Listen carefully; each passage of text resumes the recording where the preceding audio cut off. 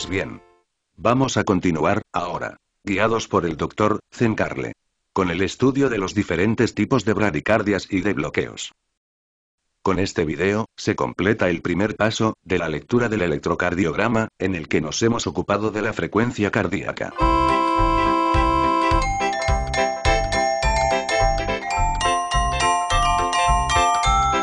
La bradicardia sinusal se puede deber a un tono vagal excesivo o a la disminución del tono simpático por efecto de medicamentos o por alteraciones anatómicas del nódulo sinusal.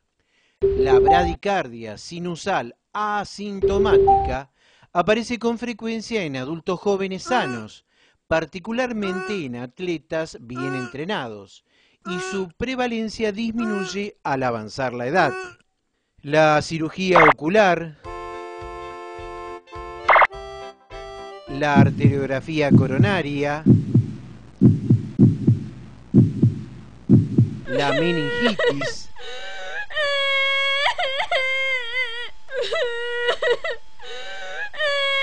los tumores intracraneales, el aumento de la presión intracraneal,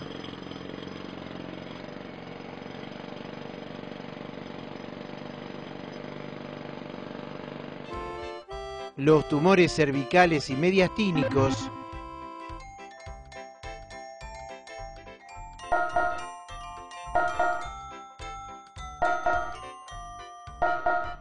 y ciertas enfermedades como la hipoxia grave,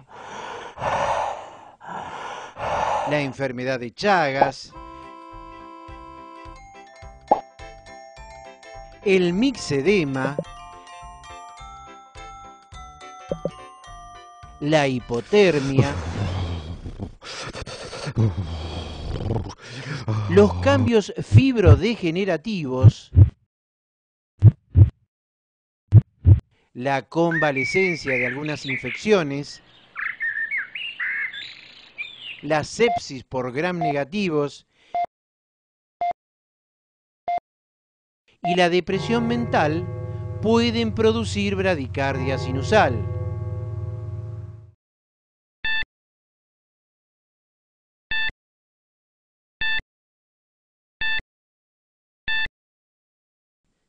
También aparece bradicardia sinusal durante el sueño,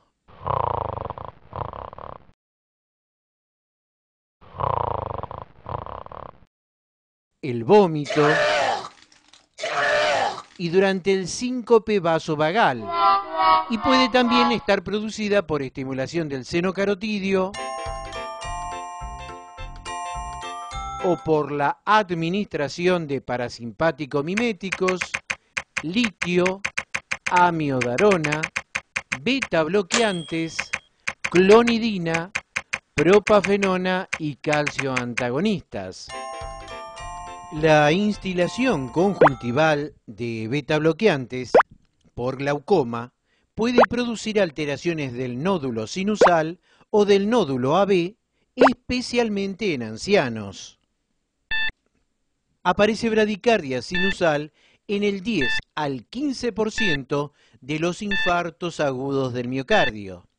Se produce bradicardia sinusal cuando el nódulo descarga a una frecuencia menor de 60 latidos por minuto. En el electrocardiograma, las ondas P tienen un contorno normal y aparecen antes de cada complejo QRS, habitualmente con un intervalo PR constante y mayor de 120 milisegundos.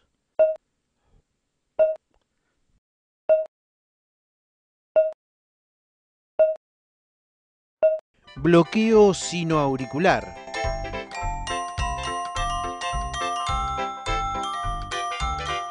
Esta arritmia se reconoce por la aparición de una pausa debido a la ausencia de la onda P.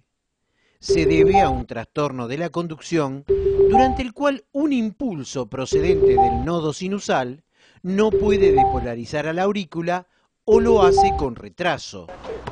Hay 3 grados de bloqueo entre el nódulo sinusal y la misma aurícula. El bloqueo sinoauricular de primer grado no puede reconocerse en un electrocardiograma convencional. El bloqueo sinoauricular de segundo grado reconoce dos tipos. El tipo 1, que se caracteriza por el acortamiento progresivo del intervalo entre cada onda P, hasta que aparece uno más largo, conteniendo el impulso bloqueado. El intervalo PP más largo es menor que la suma de dos intervalos consecutivos.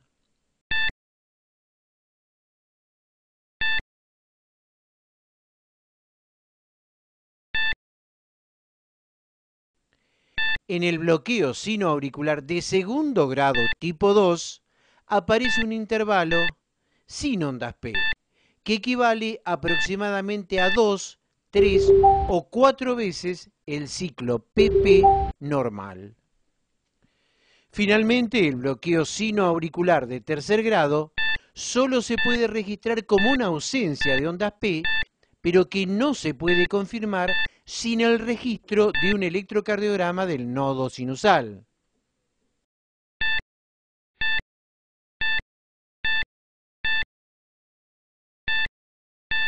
Bloqueo aurículo-ventricular.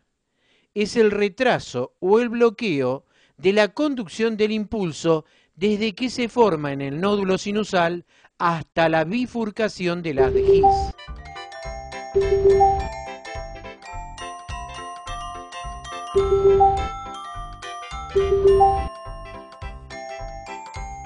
Cabe destacar que el diagnóstico de la altura o nivel de bloqueo solo es posible mediante estudios electrofisiológicos. La causa, la etiología de esta arritmia puede ser por un vagotonismo exagerado, en el caso del bloqueo auriculoventricular del primer grado. Pero pueden reconocerse fármacos depresores como la digoxina, los beta bloqueantes, el diltiazem, el verapamilo. También se puede producir en el infarto agudo de miocardio de cara inferior o en el infarto del ventrículo derecho. También en posoperatorios de cirugía cardíaca, en miocarditis virósica y en miocardiopatías de distinta causa.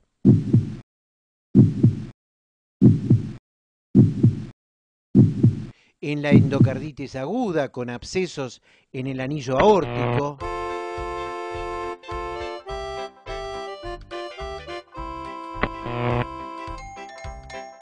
en la sarcoidosis que afecta al corazón por la formación de granulomas, en la calcificación de anillos valvulares, especialmente en ancianos, en los síndromes de Lévy-Delenegre, que es la fibrosis del sistema de conducción,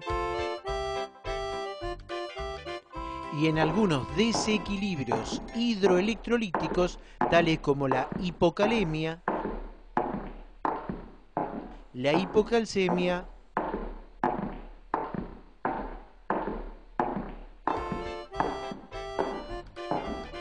o el síndrome urémico.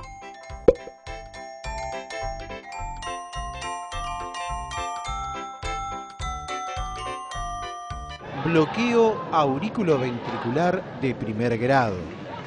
Se define como el retraso de la conducción auriculoventricular más allá de los límites fisiológicos, o sea que el intervalo PQ o PR es mayor de 20 milisegundos, pero sin bloqueo del impulso eléctrico.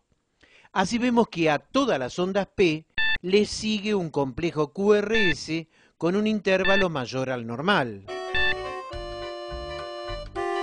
A fin de ser más didácticos aún, y con la finalidad de facilitar la comprensión de esta parte del electrocardiograma, uno podría utilizar el comparar la metodología que usan los piqueteros de cortar las calles con este fenómeno del bloqueo del estímulo entre la aurícula y los ventrículos. Un bloqueo de primer grado se puede comparar con la ocupación de uno de los carriles, lo cual lleva a un retardo simple del tránsito, pero este sigue pasando aunque sea un poco más lento. Bloqueo auriculoventricular de segundo grado. Es aquel que se caracteriza porque algunos de los estímulos son bloqueados totalmente y no pasan a los ventrículos.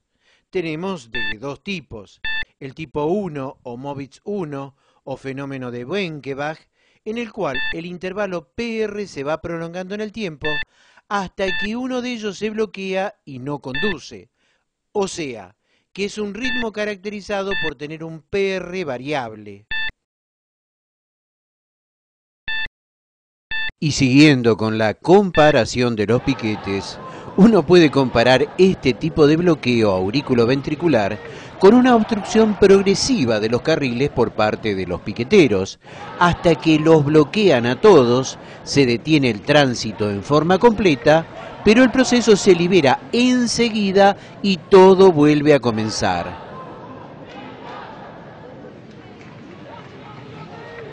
En el tipo 2 o Movitz 2, el intervalo PR puede ser normal o prolongado, y es constante. Y en forma brusca, una onda P no es seguida del QRS correspondiente, o sea que se bloquea el paso en una forma predecible. Se los denomina según la cantidad de estímulos bloqueados. Por ejemplo, si cada 4 ondas P uno se bloquea, lo llamaremos bloqueo auriculoventricular de segundo grado, Movitz 2. O sea que vamos a visualizar 4 ondas P y 3 complejos QRS. Comparando una vez más los bloqueos con los piquetes en las calles, podríamos decir que la obstrucción total del tránsito se produce a intervalos fijos de tiempo.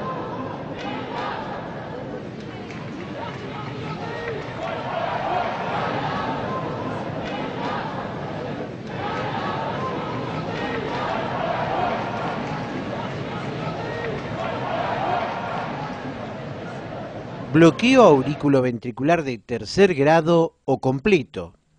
En el bloqueo auriculoventricular de tercer grado o bloqueo AB completo o disociación auriculoventricular, ningún estímulo pasa al sistema ventricular. O sea que vamos a tener dos ritmos distintos. Por un lado, una onda P o ritmo auricular con una frecuencia propia y por el otro, un ritmo ventricular con otra frecuencia propia e independiente. El latido auricular nunca llega al ventrículo, que tiene un ritmo más lento y propio.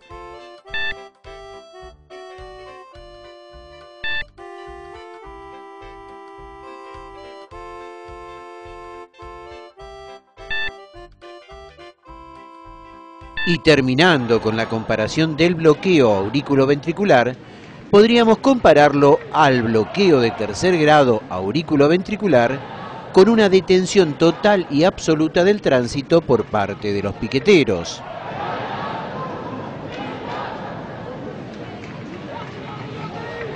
El ritmo ventricular, como su nombre lo indica, debería tener una frecuencia baja, 40 por minuto, pero a veces tiene una frecuencia mayor. Esto está dado por la altura del bloqueo de la conducción y por eso existe otra clasificación que se aplica para los de segundo y tercer grado, en la que se los divide en tipo A o tipo B según el ancho del complejo QRS, hasta 11 milisegundos en los casos de tipo A